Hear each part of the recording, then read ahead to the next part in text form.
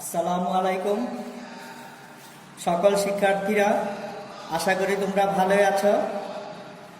গত ক্লাস আমরা যে পর্যন্ত সমাপ্ত করেছি, আজকে তার পরবর্তী অংশ অতি গুরুত্বপূর্ণ বিষয় নিয়ে আলোচনা করব। আমি মোহাম্মদ নিজামুদ্দিন, লালবাগ রওশন আশরাফ উচ্চ বিদ্যালয় সদর, দক্ষিণ কুমিল্লা। আজকে আমরা ইলেকট্রন বিন্যাস করার নিয়ম কৌশল জানব। ইলেকট্রন বিন্যাস করার পূর্বে আমাদেরকে যে যে বিষয় জানতে হবে, এগুলি নিয়ে আজকে আমরা আলোচনা করব। প্রথমে আমরা 1 থেকে 20 পর্যন্ত মৌলগুলোর পারমাণবিক সংখ্যা মনে রাখার কৌশল জানব। 1 থেকে 20 পর্যন্ত পারমাণবিক সংখ্যাগুলি মনে রাখা অনেকটাই কঠিন। এই জন্য আমরা কবিতার ছন্দে যদি একটা লাইন মনে রাখতে পারি, তাহলে 1 থেকে 20 পর্যন্ত মৌলগুলি মনে রাখা খুবই সহজ। এই জন্য আমরা এই যে এখানে এই কবিতার ছন্দে একটা লাইন লেখা আছে, এটা আমরা লিখে নিব এবং শিখে নেব। দেখো, আমি পরে শোনাই। হা হিলি ব্যবকা না অফলনি সোমে এসি ফসাকলো আপকে। আমি আবার বলি। হা হিলি ব্যবকা না অফলনি সোমে এসি ফসাকলো আপকে। এই পুরা বাক্যটার মধ্যে 20টা বর্ণমালা আছে। এই বর্ণমালাগুলি এক একটা অর্থ প্রকাশ করে। যেমন দেখো, প্রথমে আছে হা। হাতে আমরা প্রকাশ করব হাইড্রোজেন। দ্বিতীয়তে আছে হি। হিতে আমরা প্রকাশ করব হিলিয়াম। তৃতীয় আছে লি। লিতে প্রকাশ করব লিথিয়াম।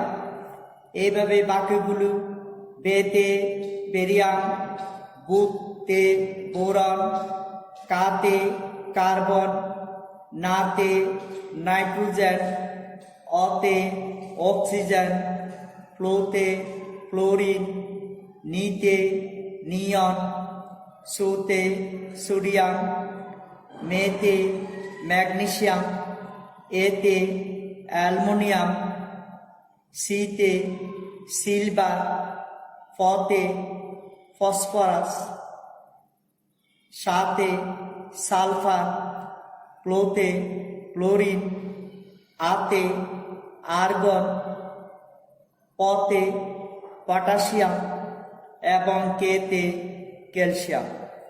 তাহলে আমরা অতি সহসাই এই 20টি মৌলকে আমরা সাজাতে পারলাম।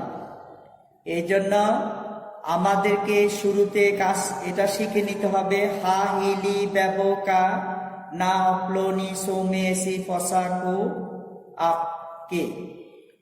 এখন দেখো, মৌলগুলি সাজানোর পর আমরা পড়ে নিই। Hydrogen, helium, lithium, barium, boron, carbon, nitrogen, oxygen, fluorine, neon, sodium, magnesium, aluminium, silicon, phosphorus, sulphur, chlorine, argon, potassium, calcium.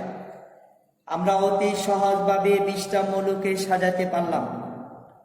এখন শুরু থেকে শেষ পর্যন্ত 1 থেকে 20 পর্যন্ত মৌলগুলোর পারমাণবিক সংখ্যা আমরা জানব। পারমাণবিক সংখ্যা ছাড়া কোনো মৌলের ইলেকট্রন বিন্যাস করা সম্ভব না। এটা মনে রাখার কৌশল দেখো। প্রথম মৌলটা হাইড্রোজেন। হাইড্রোজেনের পারমাণবিক সংখ্যা 1।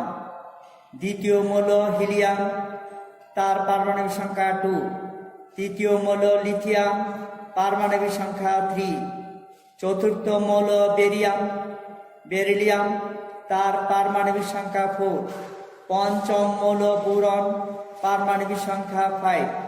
ষষ্ঠ মৌল কার্বন, পারমাণবিক সংখ্যা 6। যততম মৌল পারমাণবিক সংখ্যা তত।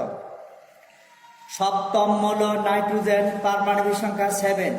এইভাবে আমরা অক্সিজেনের পারমাণবিক সংখ্যা 8, ক্লোরিনের পারমাণবিক সংখ্যা 9, নিয়নের পারমাণবিক সংখ্যা 10, সোডিয়ামের পারমাণবিক সংখ্যা 11, ম্যাগনেসিয়ামের পারমাণবিক সংখ্যা 12, অ্যালুমিনিয়ামের পারমাণবিক সংখ্যা 13, সিলিকনের পারমাণবিক সংখ্যা 14, ফসফরাসের পারমাণবিক সংখ্যা 15, সালফারের পারমাণবিক সংখ্যা 16, ক্লোরিনের পারমাণবিক সংখ্যা 17, আর্গনের পারমাণবিক সংখ্যা 18, পটাশিয়ামের পারমাণবিক সংখ্যা 19 এবং ক্যালসিয়ামের পারমাণবিক সংখ্যা 20। তাহলে 1 থেকে 20 পর্যন্ত মৌলগুলোর পারমাণবিক সংখ্যা কত সহজভাবে আমরা নির্ণয় করতে পারলাম। এখন পারমাণবিক সংখ্যা যখন আমাদের জানা হয়ে গেল, তার সাথে সাথে আমরা প্রত্যেকটা মৌলের ভর সংখ্যা নির্ণয় করব। ভর সংখ্যা নির্ণয় করতে গেলে আমরা দেখব পারমাণবিক সংখ্যাটা জোড় না বিজোড়। পারমাণবিক সংখ্যা জোড় হলে, জোড় পারমাণবিক সংখ্যা হলে ভর সংখ্যা হবে তার দ্বিগুণ অর্থাৎ 2n, আর বিজোড় পারমাণবিক সংখ্যা হলে ভর সংখ্যা হবে দ্বিগুণের চেয়ে 1 বেশি অর্থাৎ 2n + 1।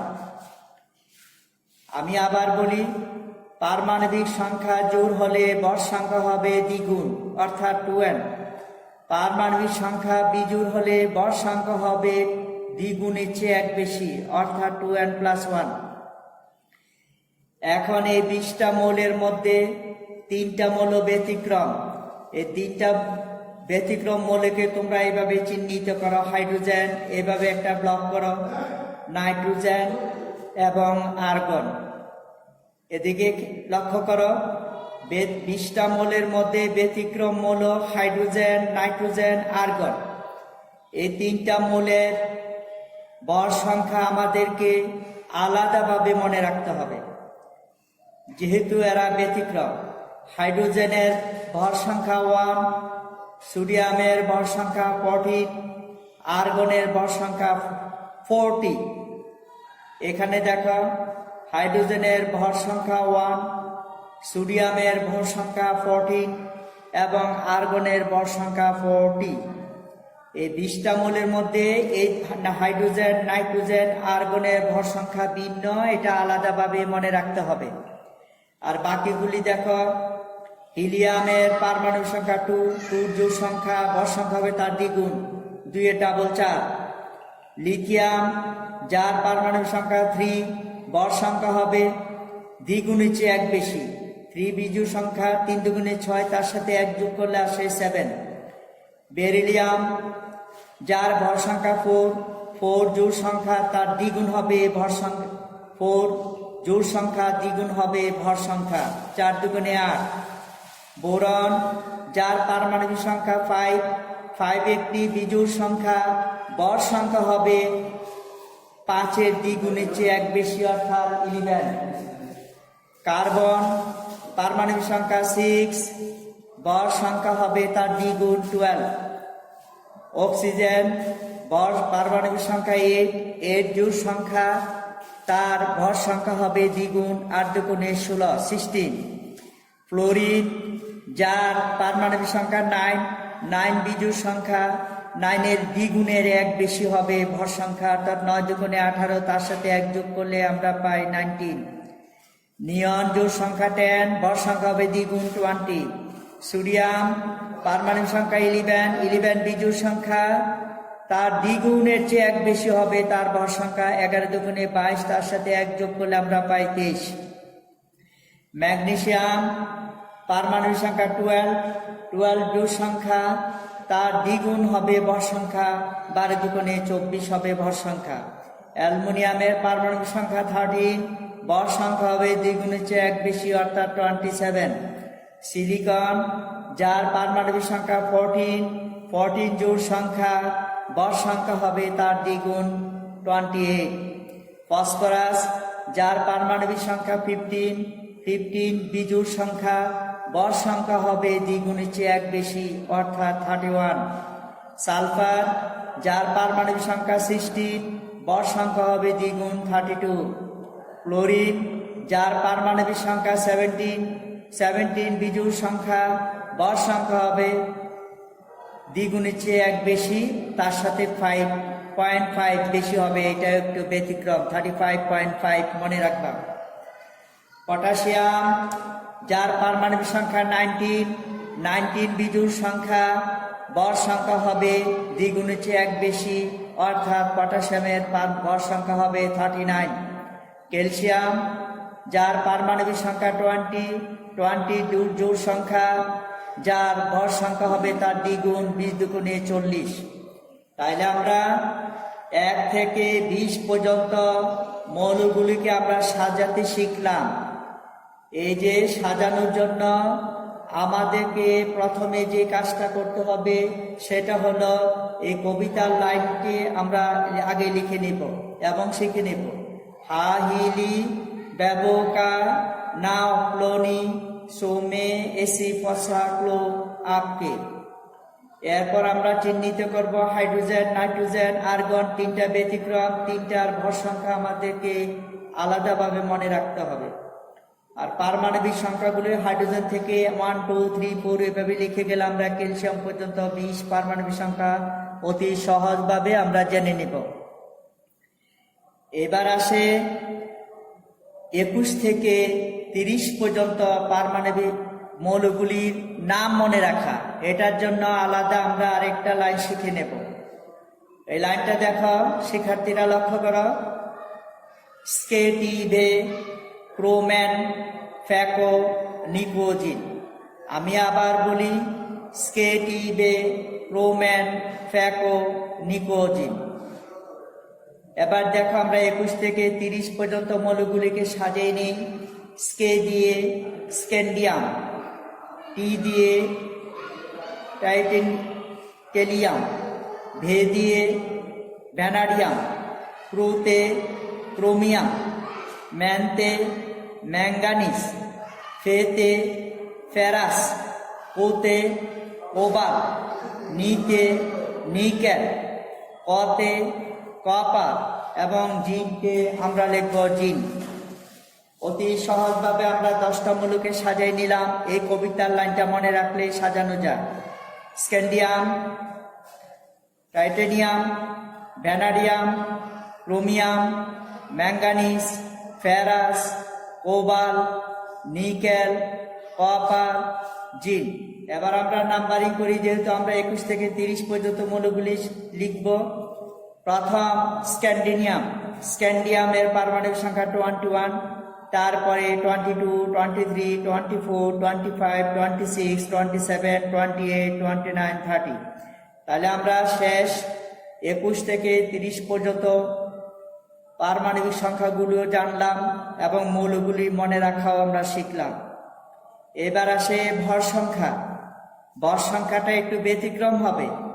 ভর সংখ্যা হবে পারমাণবিক সংখ্যা যত তার দ্বিগুণের সাথে প্রথমে 3 যোগ করতে হবে, আর সবগুলিকে আগে দ্বিগুণ করি। স্ক্যান্ডিয়ামের পারমাণবিক সংখ্যা 21, আমরা সবগুলি মৌলের পারমাণবিক সংখ্যাকে দ্বিগুণ করে নিই। 21 ইন্টু 2, 22 ইন্টু 2, 23 ইন্টু 2, 24 ইন্টু 2, এইভাবে আমরা সবগুলি লিখলাম। লেখার পর খেয়াল করো, প্রথম মৌলটার সাথে দ্বিগুণের সাথে যোগ করতে হবে 3। এরপরে একটা ছন্দ আকারে মনে রাখবা 4 5 4 5 4 5। আমি আবার বলি, স্ক্যান্ডিয়াম দ্বিগুণের সাথে প্রথমে যোগ করতে হবে 3, পরেরগুলি 4 5 4 5 4 5 পর্যায়ক্রমে যোগ করব। এরপরে নিকেল 3, তারপরে শেষ দুটা মৌল 5 5। এটা মনে রাখার চেষ্টা করবা। এবার যোগ করে দাও, হিসাব করো। 21 দুগুণে 42, 42 সাথে 3 যোগ করলে আসে 45। কাজে স্ক্যান্ডিয়ামের ভর সংখ্যা 45, এমন করে টাইটেনিয়ামের ভর সংখ্যা 48, ভ্যানাডিয়ামের ভর সংখ্যা 50, ক্রোমিয়ামের ভর সংখ্যা 52, ম্যাঙ্গানিজের ভর সংখ্যা 55, ফেরাসের ভর সংখ্যা 56, কোবাল্ট যার ভর সংখ্যা 59, নিকেল ভর সংখ্যা 59, কপার ভর সংখ্যা 63.5, একটু ব্যতিক্রম 0.5 বেশি আসবে। তারপরে আসে জিঙ্ক যার ভর সংখ্যা 65। তাহলে আমরা আজকে প্রথমে 1 থেকে 20 পর্যন্ত মৌলগুলোর নাম শিখলাম। যাদের পারমাণবিক সংখ্যাও বের করলাম এবং ভর সংখ্যাও বের করলাম। এর মধ্যে 3টা মৌল ব্যতিক্রম, হাইড্রোজেন, নাইট্রোজেন, আর্গন, যাদের ভর সংখ্যাও ব্যতিক্রম। হাইড্রোজেনের ভর সংখ্যা 1, নাইট্রোজেনের ভর সংখ্যা 14, আর্গনের ভর সংখ্যা 40। এই 3টা মৌল আলাদাভাবে ভর সংখ্যা মনে রাখতে হবে। আর 21 থেকে 30 পর্যন্ত মৌলগুলির পারমাণবিক সংখ্যা মৌলগুলি মনে রাখার জন্য ওই যে দ্বিতীয় লাইনটা স্কেট, ইবে, ক্রোম্যান, ফ্যাকো, নিকোজিন, এটা মনে রেখে মৌলগুলি আমরা প্রথমে নাম লিখব, তার বাম পাশে ধারাবাহিকভাবে পারমাণবিক সংখ্যা লিখব। এরপরে ভর সংখ্যা বের করার জন্য পারমাণবিক প্রত্যেকটা মৌলের পারমাণবিক সংখ্যাকে 2 দিয়ে গুণ করব। গুণ করার পর আলাদা একটা নাম্বার যোগ করতে হবে। প্রথম মৌলে 3 যোগ করতে হবে, এটা মনে রাখতে হবে। স্ক্যান্ডিয়ামের দ্বিগুণের সাথে 3 যোগ করতে হবে, যোগ করলে পাওয়া যাবে ভর সংখ্যা। আর বাকিগুলো একটু ধারাবাহিক ছন্দভাবে মনে রাখার চেষ্টা করব। 4 5 4 5 4 5, এটা 3 বার আসবে। 4 5 4 5 4 5। আর নিকেল 3, আর লাস্ট 2টা মূল কপার এবং জিঙ্ক, ওই 2টার সাথে যোগ হবে 5 5। এবার যদি আমরা হিসাব করি, হিসাব করলে আমরা অতি সহজেই ভর সংখ্যাগুলি জেনে ফেলব। যেমন স্ক্যান্ডিয়ামের ভর সংখ্যা 45, এইভাবে 48, 51, 52, 55, 56, 59, 59, 63.5, এটা 0.5 বেশি হবে, 65। এইভাবে আমরা অতি সহজভাবে 1 থেকে 30 পর্যন্ত মৌলগুলির নাম মনে রাখতে পারবো এবং তাদের পারমাণবিক সংখ্যাও মনে রাখতে পারবো এবং সাথে সাথে হিসাব করে আমরা ভর সংখ্যাও বের করতে পারবো। আমরা শিক্ষার্থী ভাইরা, আমরা আগামী ক্লাসে মৌলগুলির ইলেকট্রন বিন্যাস, অবশ্যই ইলেকট্রন বিন্যাসের উপর আমরা আলোচনা করব। তোমরা তোমাদের বাসার কাজ হিসাবে 1 থেকে 30 পর্যন্ত মৌলগুলি কিভাবে মনে রাখা যায় এটা শিখে নিবা। পারমাণবিক সংখ্যাগুলি মনে রাখার কৌশল বারবার চেষ্টা করবা, সাথে সাথে ভর সংখ্যাগুলি কিভাবে বের করা যায় সেটাও চর্চা করবা। পারমাণবিক সংখ্যা জানা না থাকলে আগামী ক্লাসে আমরা কোনো অবস্থাতে ইলেকট্রন বিন্যাস করতে পারবো না।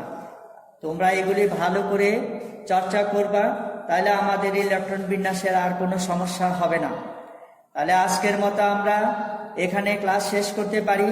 সবাইকে ধন্যবাদ জানিয়ে আজকের মতো এখানে ক্লাস শেষ করলাম। সবাইকে ধন্যবাদ। আসসালামু আলাইকুম।